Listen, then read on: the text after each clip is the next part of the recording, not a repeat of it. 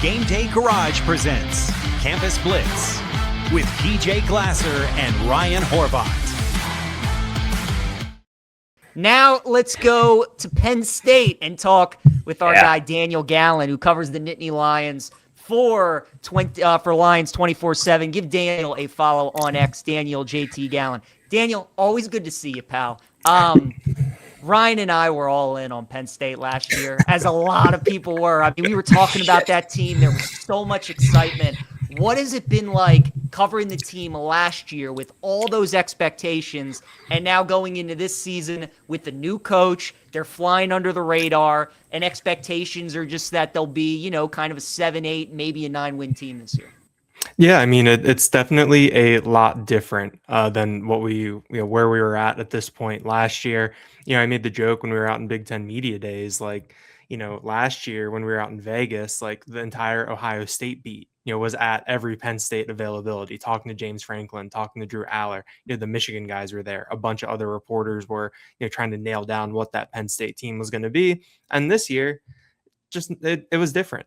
There were more Penn State beat writers there because we were out in Chicago, but there were other places for that interest to go, for other people in the league to pay attention to. So I think describing Penn State as under the radar right now, I think that is a good way to look at it.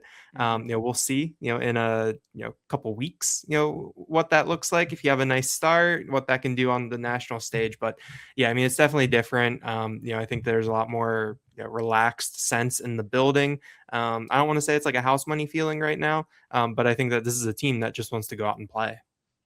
I'm all in on Penn State. I don't even think I told PJ this yet. I actually just bet them to make the playoff, which you could get 3-1. I'm not going to go as far as a 20-1 to win the Big Ten, but I don't know. It could intrigue me. I'm a Matt Campbell guy. I lived in Iowa years ago when he got the job at Iowa State, and I think he could coach, man, and I've always wanted to see what he could do at a bigger program. They had some successful seasons, obviously, at Iowa State. They won double-digit games a couple years ago. But let's start with the offensive side of the ball, because last year I was excited about Drew Aller. Now I'm talking myself into him as, the Steelers quarterback. I like Singleton and Allen, but, what's the backfield look like? Let's talk a little bit about the quarterback position. How do you feel about the offense going into the season? Because it's going to be completely new look this year. Yeah, I mean, I think when you start with offensive coordinator Taylor Mauser, he's someone that's regarded as a really creative play caller, someone who can really scheme guys up. And, he's saying all the right things right now, as opposed to, as in terms of, hey, this is the personnel we have. We're going to play to that personnel. If we have someone that, has the hot hand, we're going to make sure they get the ball. We're going to keep these guys involved. Saying all the right things in the preseason. I think when you look at the talent, Rocco Becht, one of the most experienced quarterbacks coming back this year in college football in 2026. He's played a lot of games. He played last year with injuries to both shoulders. He had to get surgery on his non-throwing shoulder at the end of the season. He's back, ready to go.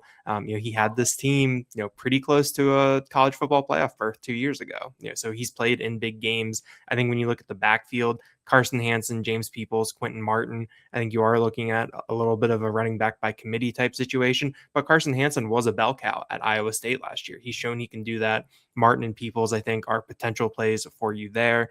In terms of the pass catchers, this wide receiver group, maybe this is the year that Penn State wide receivers have a good year. Chase Sowell, Brett Eskelson came over from Iowa State. Eskelson's regarded as one of the fastest guys on the team. Sowell is just big bodied, a little bit of a type of wide receiver Penn State hasn't had in a while. And he's had production at a couple different spots in college football. So I think you feel good about those guys. Tight end, Ben Bramer, I think he's going to have a huge year. 6'7", 250, red zone weapon. And then you pair him with Andrew Rapplier coming back, Gabe Burkle coming over from Iowa State. Really, really good, selection of weapons there. And Penn State's going to be able to be really creative, with their personnel groupings, talking about 2 tight ends, 3 tight ends, 3 wide receivers, 4 wide receivers, 2 running backs. You can do a lot of different things. And then your offensive line, you get some guys back, mix in some guys who are making the leap up. I think there's a ton of talent there. Not necessarily a ton of Big Ten experience, but I think right now, I think you can see where things can work out there.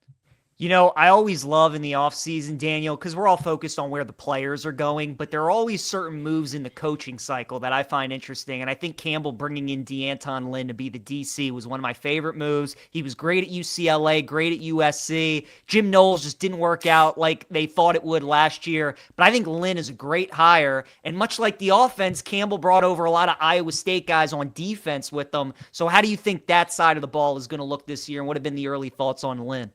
The defensive situation is really interesting because the offense, like you had the offensive coordinator come over, you initially had the wide receivers coach come over, you had the quarterbacks coach come over, and you had like the quarterback, the running back, the wide receivers, the tight ends. You look at defense, the safeties and the linebackers came over, but the Iowa State influences not as strong there. And then you look at the coaching staff. Where Deion Broomfield, the pass game coordinator, safeties coach, he came over from Iowa State. But then, Terry Smith stayed, brought in Christian Smith from Northwestern. Akaika Molloy came in from UCLA. Danton Lynn came in from USC. Like it was a lot of mixing and melding things together there. And I think that makes it really interesting in terms of, getting guys up to speed, getting guys on the same page. I do think there is a lot of talent, especially in the secondary. I think Marcus Neal, the safety who can do a lot of different things for you, I think he can have a big year. Jeremiah Cooper, he's a redshirt senior. If he doesn't get hurt at the end of September last year for Iowa State, like he's in an NFL training camp right now. Like he's regarded as that kind of playmaker. So he is back. He, I think, should be healthy for week 1, but he is someone that can really do some things for you. So I think this defense, it's like a little bit more of like a wait and see in terms of how it fits together, what it actually looks like, what the mechanics are in terms of personnel. But I think that where they are right now, I think there's good reason to be, excited or optimistic about it. How do you feel about the schedule? No Oregon, no Ohio State. I mean, there's some tough ones there, but you look at the win totals, and even in kind of like a rebuild year, the win total is like 8.5. So the expectation is to win 9 games. You think that's realistic? Like when you look at this, what do you think could happen this year? Yeah, I mean, when you think about all the change that happened from last year, everyone who left, for the NFL, everyone who left for Virginia Tech and elsewhere, and then you think about just what goes into a coaching change, et cetera, you're kind of like, oh yeah, this feels like 8 wins, 9 wins, that sort of thing. And then you sit down and look at the schedule and you start playing the schedule game, and like you get to 10 a lot quicker than like you feel comfortable with or than you're expecting. So I think the schedule sets up really nicely. The big thing from the James Franklin era, these past couple years from like 2022, 2023, 2024, they didn't lose games they weren't supposed to. They didn't get picked off, in those years by Maryland, by Rutgers, by UCLA, that sort of thing. Does Matt Campbell have that same, is it the same under him?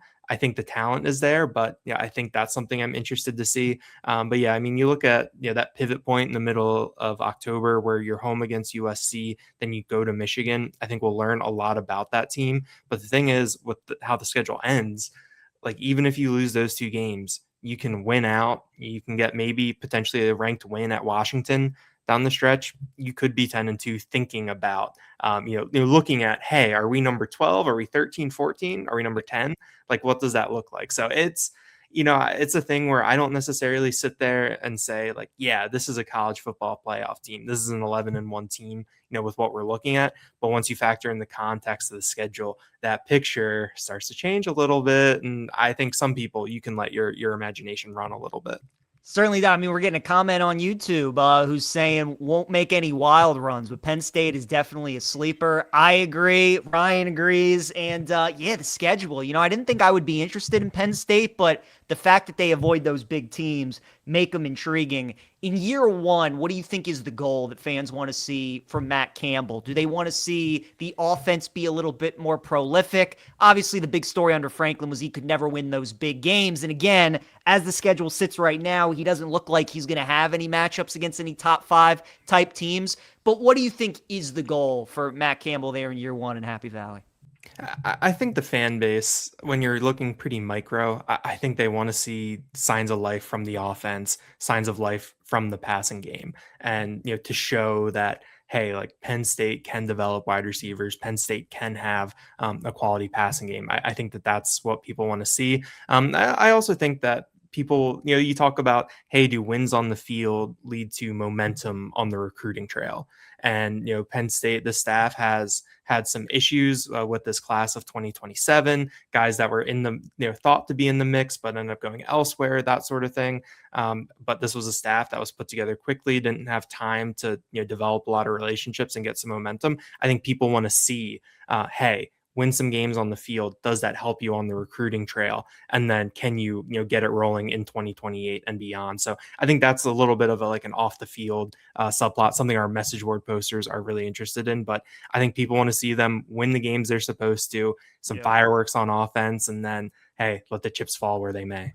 Yeah, I think Penn State, definitely a team to watch for sure this year in the Big Ten. Always great talking to Daniel Gallen, covers Penn State for Lions 24/7, and give him a follow on X at Daniel JT Gallen. Daniel, appreciate the time as always, my friend. Have a great season and hope to catch up with you again at some point. Thanks, PJ and Ryan. Talk to you guys later. All right, good stuff there from Daniel. Let's